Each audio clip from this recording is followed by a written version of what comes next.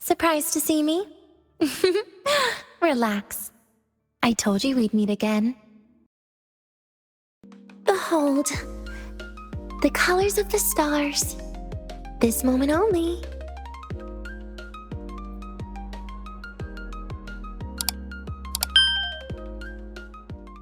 So bad about a pretty illusion. Even an empty gift box is still nice to look at, right? Since people only believe the truth they want to believe, maybe the real truth isn't all that important. If the world is made of little lies to begin with, why be afraid of all the deception in our lives? So, how have you been sleeping?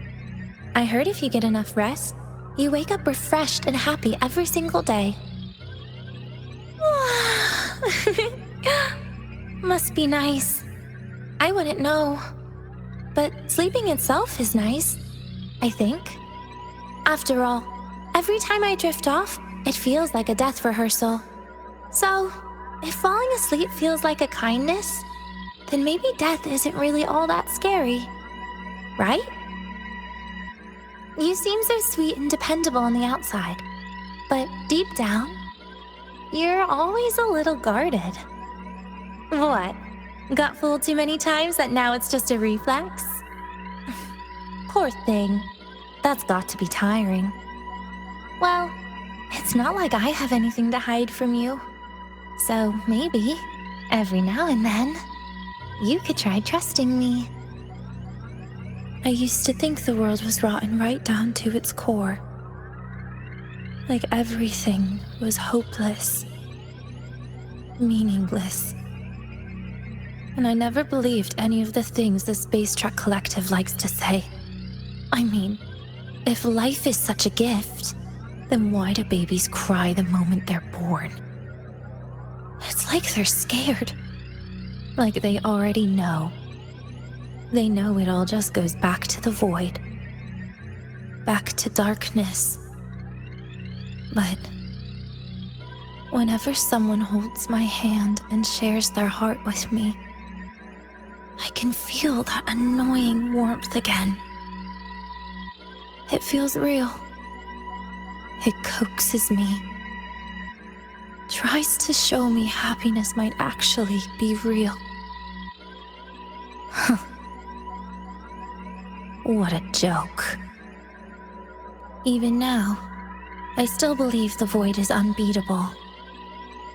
For most people, suffering has an end. They live their lives, close their chapters, and get their happy ending. But you? Where does your suffering end? Not in any future that I can see, at least.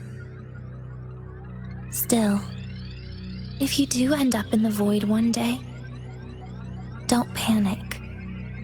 Because somewhere, inside all that nothingness, I'll be there.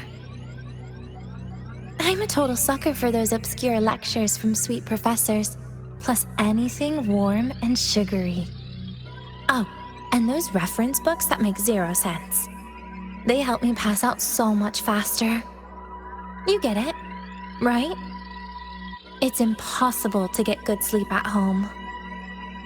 Well, the side effects aren't as bad now. But I'd give anything for Aleph 1 to just stop mumbling nonsense in my head. A birthday cake, of course. The kind with tons of fresh fruit and way too much whipped cream. And candles on top, for sure. Why? Because I've never actually had one before. I hate eating anything raw, especially that fancy sliced meat on a platter. Good sleep, good food, and good friends together, every single day. People keep asking me why I don't wear the uniform. Well, the whole point of the Academy uniform is its Voidmatter protection, right? But guess what the Academy has my forte registered as? Capable of creating bubbles that can isolate Voidmatter and offer protection. Surprise, surprise! It was just a lot of time in a dim room.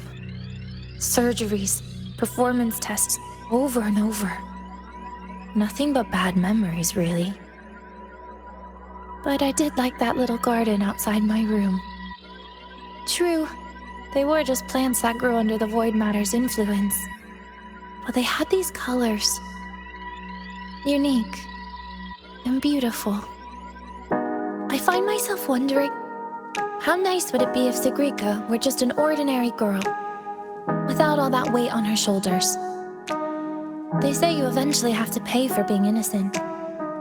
But what do the kind and pure ever do to deserve that? The world can be so cruel. It punishes the kindest people and calls it growth. Like that makes any sense. But through it all, Siggy has never been afraid. She really is amazing. That Miko from Ashinohara is so powerful.